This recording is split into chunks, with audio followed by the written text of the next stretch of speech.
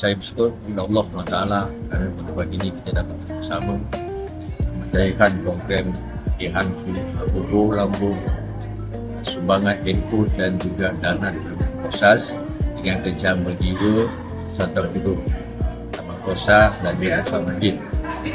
Sumbangan ini adalah merupakan sumbangan tahunan yang dilakukan oleh Kosas bersama dengan ibu bagi memberikan keceriaan kepada asnaf dalam hari aktiviti pada tahun ini.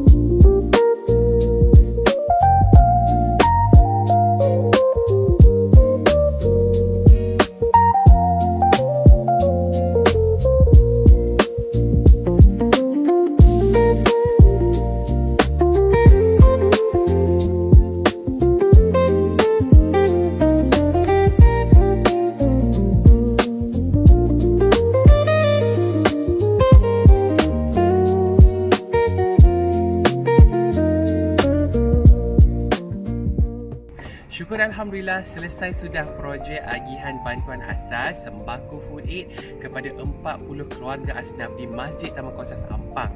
Bukan dapat barangan asas sahaja, dapat juga bubur lambuk, dapat aiskrim, dapat kebahagiaan pastinya kan. Dan nak ucapkan terima kasih kepada Masjid Taman Kosas untuk kolaborasi ini dan juga penaja aiskrim untuk iftar daripada aiskrim ikat pelbagai perasa menjadi kebahagiaan kepada penerima-penerima manfaat. InsyaAllah teruskan bersama dengan kami bersedekah, berbuat baik, kebaikan yang banyak di bulan Ramadan ini. Jadikan diri anda hebat amal, hebat jiwa.